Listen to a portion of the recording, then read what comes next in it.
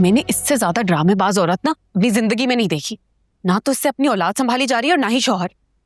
और कैसे ढिठाई से इसने अपनी बच्ची की बीमारी का इल्जाम मेरे सर पे थोप दिया। यार तुम अपनी जुबान पे कंट्रोल करोगे जरा?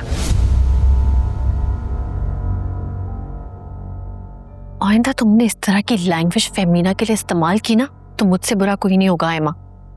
अच्छा, उस दिन उन्होंने आपके सामने मुझे कितनी बातें सुनाई थी, लेकिन उस वक्त आपके मुंह से एक लफ्ज नहीं निकला था मेरे डिफेंस में। अब मैंने बोल दिया तो आपको बुरा लग रहा है? उस वक्त भी मुझे बुरा लगा था, लेकिन वो हालात और वक्त नहीं थे उस तरह की बात करने के लिए। फेमिना बहुत परेशान थी, और जब इंसान परेशान होता है ना तो 100 किस्म के वसवसे उसके दिमाग में आते हैं। अच्छा, लेकिन मुझे इतना यकीन है कि अगर मेरा को होश ना आता ना या उसे कुछ हो जाता तो आप उनके साथ मिलके मुझे जेल भिजवा देती। अल्लाह ना करे मेरा को कुछ हो। ये क्या अल्फाल पके जा रही हो तुम? तुम्हें पता है घर वाले कितने परेशान हैं? बकार की हालत देखो। मेरा तो दिल ही फट गया था मेरा को ऐसे देख के। तो माँ की क्या हालत होगी, सोचा है तुमने? और उसी माँ ने अपनी लापरवाही दूसरों के सर पे थोप दी। अरे भाई, अगर नहीं संभाली जा रही बच्ची तो चली जाओ अपने शौहर के पास, कॉम्प्रोमाइज कर लो। और जैसा भी उसका शौहर होगा एटलीस्ट अपनी औलाद को संभाल तो लेगा। आयमा, लेकिन ये तुम्हारा मसला नहीं है। जी, ये मेरा मसला नहीं है। मैं तो 3-4 हफ्ते में इस घर से और इस जंजालपुर से चली जाऊंगी। भुगतना आपको पड़ेगा। और आप मेरी एक बात कान खोल के सुन लें, ये औरत आपकी खुशियां खा जाएगी। आयमा, क्या?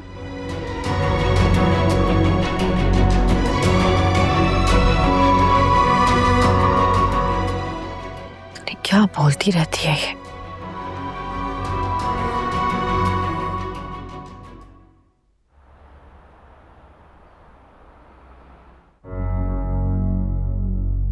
तुम जैसा घटिया इंसान सिवाय घटिया चीजों के कुछ और नहीं समझ सकता।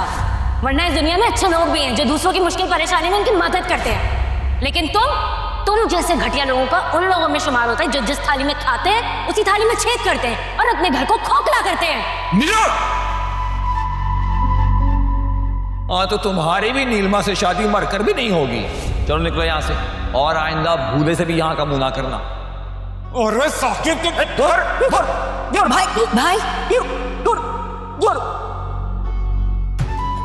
जाया हो जाओगे मेरे हाथ से।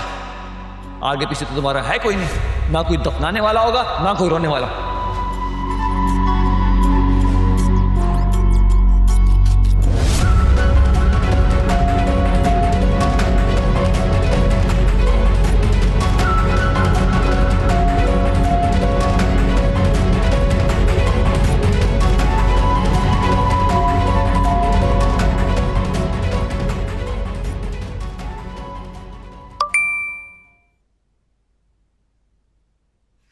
जान से प्यारी दोस्त को पहली शादी की सालगिरह बहुत बहुत मुबारक हो।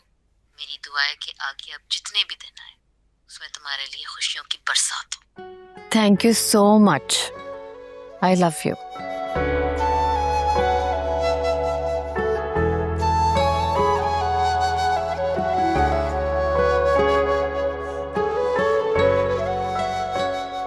मैडम। हाँ, शादी की सालगिरह मुबारक।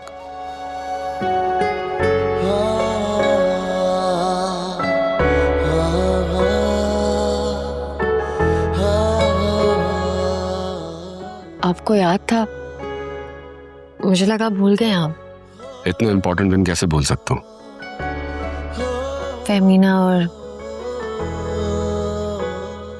मेरा की वजह से काफी स्ट्रेस्ड हैं आप, तो मुझे लगा ऐसे मौके पर कहाँ ये दिन याद रहेगा आपको।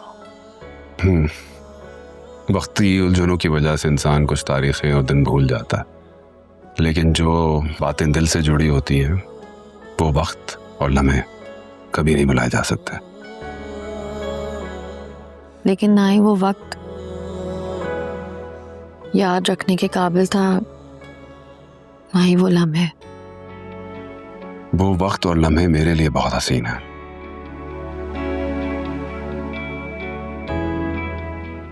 तुम्हारा साथ मेरा नसीब बना, कैसे भूल सकता हूँ।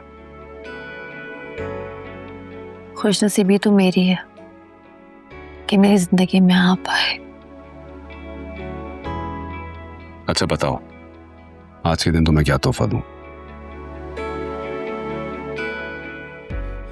आपका साथ और मोहब्बत के सिवा कुछ नहीं चाहिए मुझे।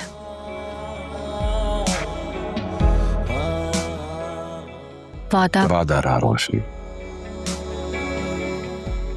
हमेशा सिर्फ तुम्हें मोहब्बत करूंगा जब तक ये सांसें चल रही हैं। कभी तुम्हारा साथ नहीं छोड़ूंगा।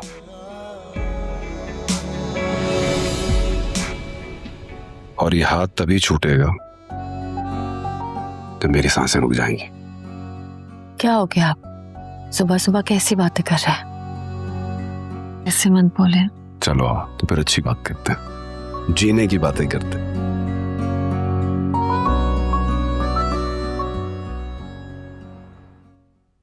ये मुझे लग रहा है कि ये जो कुछ भी हमारे साथ हो रहा है टोटली हमारी एक्सपेक्टेशन के अगेंस्ट है, और मैं नहीं समझता कि इस शादी से हमें कुछ खास बेनिफिट होने वाला है।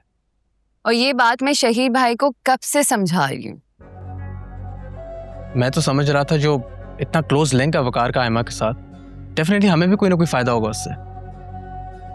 अभी तक मुझे तो कुछ नजर नहीं आ रहा है ऐसा, और मुझे गुस्सा इस बात पे आ रहा है कि आयमा की बहन ने साफ साफ मना कर दिया है कि वो वकार की रेपुटेशन, उसका नाम और उसकी दौलत अपनी बहन की शादी पे बिल्कुल भी यूज नहीं करेगी। फिर तुम्हें बताओ, हमें इस इवेंट पे इतना लंबा चौड़ा खर्चा करके फायदा क्या होगा?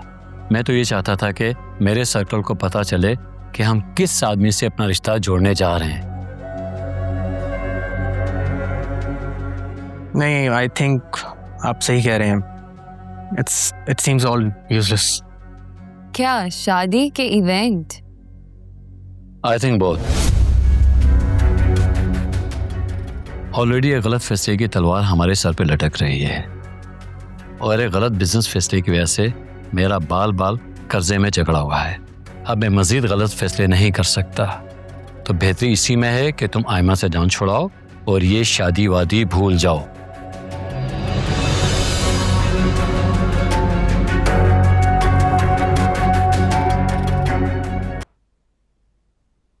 क्या प्लान है? पता नहीं, तुम बताओ। एक तो इतना इंसिस्ट करके मुझे यहाँ पर तुम लेकर आई हो, तुम्हें प्लान ही नहीं पता। तुम मुझे आज इतना एटीट्यूड क्यों दे रहे हो? वैसे तो मिन्नतें करते हो मुझे बुलाने के लिए, और आज जब मैंने कह दिया तो बहाने बनाने लगे। बहाने नहीं है, मैं ऑलरेडी बहुत बिजी था, इंपॉर्टेंट काम कर रहा था, तुम्हारी वजह से छोड़कर आया। ऐसा कौन सा इंपॉर्टेंट काम था जो बाद में नहीं था? इंपॉर्टेंट काम।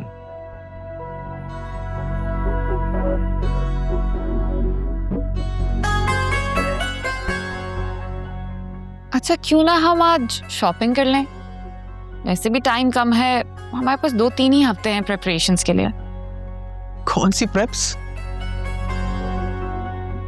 तुम्हारी बहन तो कह रही थी कि एक सादा सी शादी करनी है, we can't afford big event. शहीद, तो सादगी का ये मतलब तो नहीं है ना कि कोई भी इवेंट नहीं होगा।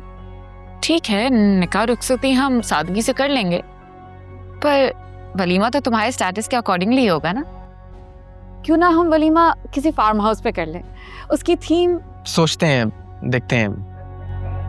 तो अभी ही डिस्कस कर लेते हैं ना। हाँ मैं अभी मेरे सर में बहुत दर्द हो रहा है यार। Let's order something, कुछ खाते हैं और I'll drop you home then.